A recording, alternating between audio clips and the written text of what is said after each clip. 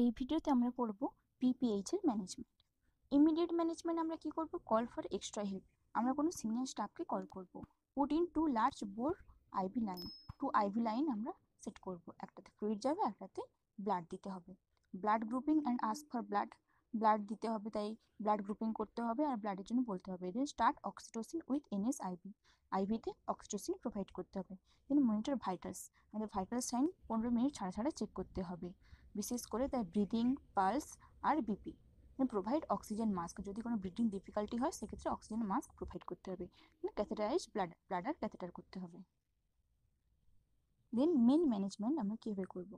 True PPH হলে abdominal palpation করে দেখতে হবে। যদি ফ্লপি হয় সেক্ষেত্রে আলাদা ম্যানেজমেন্ট, যদি হার্ট ফিল হয় সেক্ষেত্রে আলাদা ম্যানেজমেন্ট। যদি হার্ট ফিল হয় সেক্ষেত্রে আমাদের কী করতে হবে? সেক্ষেত্রে বুঝতে হবে যে এটি কোনো ট্রমাটিক কারণে হয়েছে, সেক্ষেত্রে আমাদের হিমোস্ট্যাটিক সুচার করতে হবে। আর যদি ইউটেরাস ফ্লপি ফিল হয় সেক্ষেত্রে আমাদের কী করতে হবে? মাসাজ করতে হবে ইউটেরাসটা, তার সঙ্গে মিথার্জিন প্রোভাইড করতে হবে 0.2 mg আইভি লাইনে। দেন অক্সিটোসিন প্রোভাইড করতে হবে 10 ইউনিট 500 ml এনএসের সঙ্গে।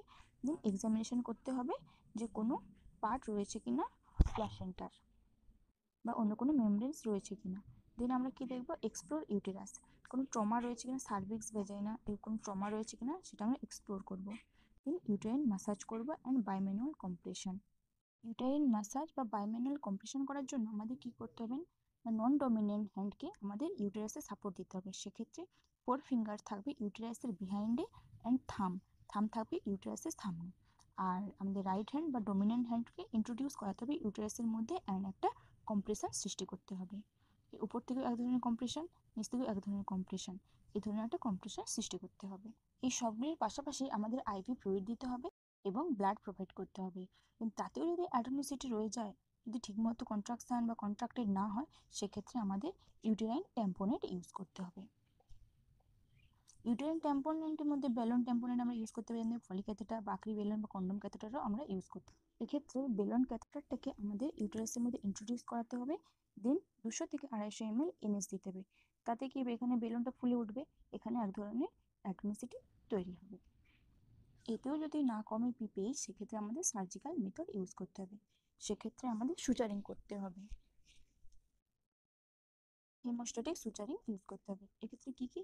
ব্রিলিঞ্জ কম্প্রেশন সুচার করতে হবে বা লাইগেশন করতে হবে ইউটেরিন আর্টারির মধ্যে। আর একটা কি? ওভারিয়ান আর্টারি আর ইউটেরিন আর্টারির মধ্যে লাইগেশন করতে হবে, নইলে ligation anterior division of internal iliac artery, iliac আর্টারির অ্যান্টেরিয়র ডিভিশনে লাইগেট করতে হবে। কিন্তু তাতেও যদি পিপিএইচ না করতে হয়, না কমে, সেক্ষেত্রে আমাদের হিস্টেরেক্টমি করতে হবে। হিস্টেরেক্টমি আমাদের লাস্ট অপশন। যদি এর আগেই যদি এই পিপিএইচটা কমে যায় সেক্ষেত্রে আমাদের হিস্টেরেক্টমি আর করতে হবে না। হিস্টেরেক্টমিটা খুবই রেয়ার ক্ষেত্রে করা হয়, যদি তার এজ অনেকটা বেশি হয় পেশেন্টের সেক্ষেত্রে, নইলে হিস্টেরেক্টমি খুব একটা করা হয় না। এই যে ব্রিলিঞ্জ সুচারিং করা হয়েছে পিপিএইচ, অ্যাটোনিক পিপিএইচ কন্ট্রোল করার জন্য। আর এখানে ইউটেরাইন আর্টারি লাইগেশন আর ইউটেরো ওভারিয়ান আর্টারি লাইগেশন। আজকের ভিডিও এই পর্যন্ত। আশা করি সকলেই বুঝতে পেরেছো।